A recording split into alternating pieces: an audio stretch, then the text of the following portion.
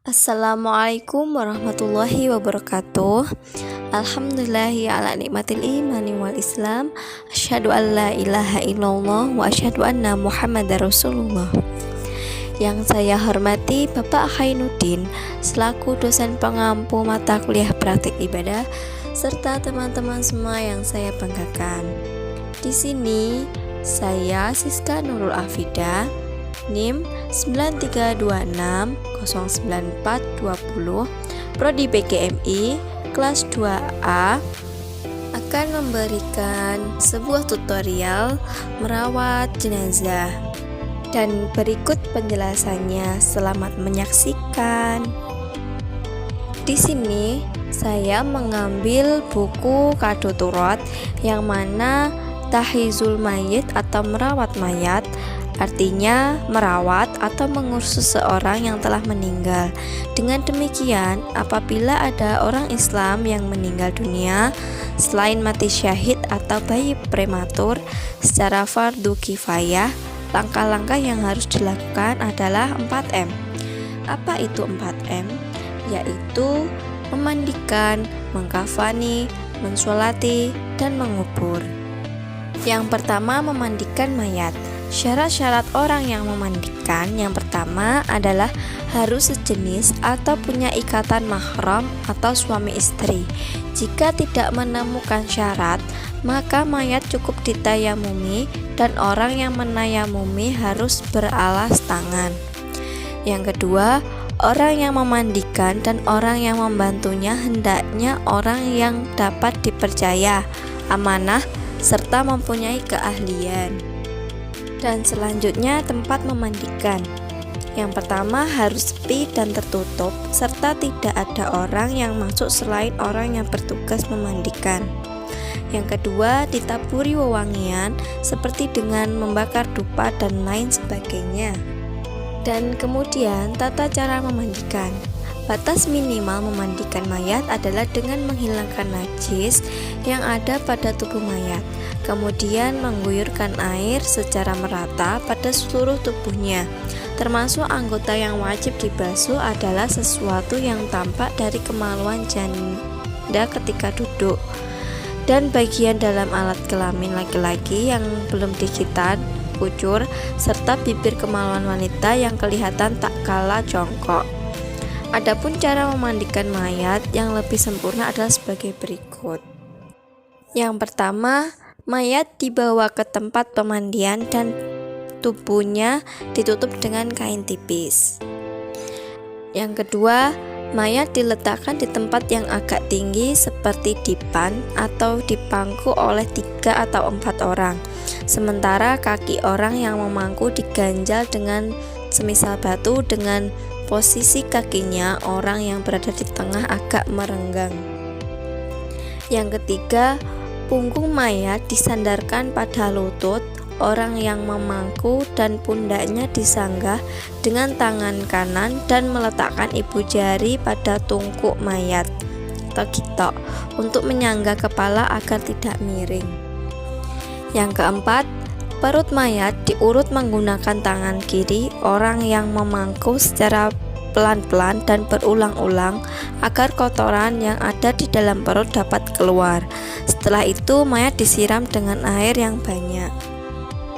Yang kelima, mayat ditidurkan dengan posisi terlentang, kemudian dimiringkan ke kiri, kemudian ke kanan untuk membersihkan kedua alat kemaluannya serta daerah sekitarnya dengan tangan kiri yang dibungkus kain sarung tangan. Dan saat membersihkan atau menggosok-gosok aurat seperti anggota di antara pusar dan lutut bagi laki-laki, juga harus menggunakan penghalang seperti sarung tangan atau kain, karena aurat itu haram dilihat dan haram disentuh secara langsung tanpa penghalang.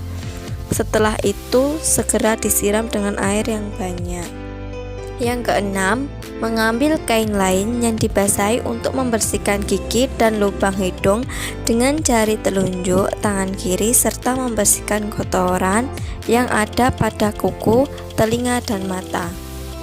Yang ketujuh, mewudukan mayat persis seperti mewudukan orang hidup, baik rukun dan syaratnya, dengan niat nawaitul wudu al masnuna lihadal mayyiti lillahi ta'ala, dan usahakan mulut mayat tidak terbuka agar air tidak masuk ke dalam. Kemudian mengguyur kepala mayat serta jenggot dengan air yang dicampur daun bidara atau shampoo. Yang kedelapan, menyisir rambut dan jenggot dengan pelan-pelan. Apabila ada rambut yang rontok, maka sunnah diletakkan di kain kafan dan dikubur bersama mayat. Yang kesembilan, mengguyurkan air yang telah dicampur daun bidara atau sabun ke anggota badan depan mayat sebelah kanan, mulai leher sampai kaki, serta menggosok-gosok tubuh mayat dengan pelan-pelan. Kemudian dilanjutkan bagian tubuh sebelah kiri. 10. Mayat dimiringkan ke kiri lalu mengguyurkan air pada bagian belakang sebelah kanan, mulai tengkuk sampai ujung kaki. Selanjutnya dimiringkan ke kanan, kemudian mengguyurkan air pada bagian sebelah kiri mayit, mulai tengkuk sampai ujung kaki. Yang ke-11, mengguyur seluruh tubuh mayat mulai kepala sampai kaki dengan air yang murni, tidak dicampur daun bidara atau sabun, sebanyak 2 kali. Basuhan ini untuk membilas sisa-sisa daun bidara atau sabun. Yang ke-12, mengguyur seluruh tubuh mayat dengan air yang dicampur sedikit kapur barus yang tidak sampai merubah kemutlakan air sebanyak 3 kali, dengan niat nawaitul husla an hadal mayyiti hadhil mayyitati lillahi ta'ala. Nah, itu tadi cara-cara memandikan. Yang selanjutnya mengkafani. Sebelum mayat selesai dimandikan, hal-hal yang harus segera dipersiapkan adalah kapas yang telah diberi wewangian dan kain kafan yang juga telah diberi wewangian. Untuk kain kafan yang lebih utama jumlahnya adalah sebagai berikut. Yang pertama, untuk mayat laki-laki disiapkan 5 lembar kain kafan bersih warna putih yang terdiri dari 3 kain lebar, baju kurung, dan sorban. Yang kedua, untuk mayat perempuan disiapkan 5 lembar kain kafan yang terdiri dari 2 lembar kain lebar, baju kurung, kerudung, dan sarung. Dan berikut tata cara mengkafani. Disimak videonya ya teman-teman. Selamat menyaksikan.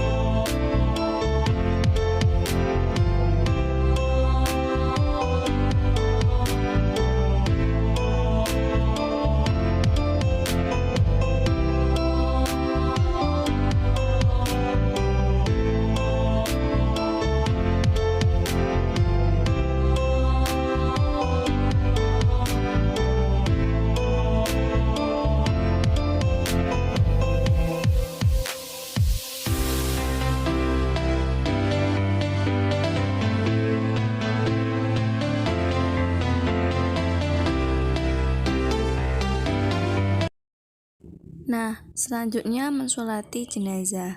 Untuk takbir yang pertama, kita membaca niat. Usolli ala hadal mayyiti arba'a takbiratim ma'muma imaman fardhu kifayatin lillahi ta'ala. Dan membaca surah Al-Fatihah. Kemudian takbir kedua membaca sholawat Nabi. Allahumma sholli ala sayyidina Muhammad wa ala ali sayyidina Muhammad kama sholaita ala sayyidina Ibrahim wa ala ali sayyidina Ibrahim wa barik ala sayyidina Muhammad kama barakta ala sayyidina Ibrahim wa ala ali sayyidina Ibrahim fil alamina innaka hamidum majid. Kemudian takbir ketiga membaca doa Allahumma ighfir lahu warhamhu wa'afihi wa'fu anhu. Kemudian takbir keempat membaca doa Allahumma la tahrimna ajrahu wa la taftinna ba'dahu waghfir lana walahu. Kemudian salam. Assalamualaikum warahmatullahi wabarakatuh. Nah, itu tadi tutorial merawat jenazah.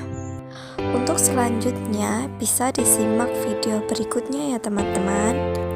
Dan apabila ada kurang lebihnya dalam video ini, saya mohon maaf. Dan sekian dari saya. Wabillahi taufiq wal hidayah, waridho wa inayah. Wassalamualaikum warahmatullahi wabarakatuh.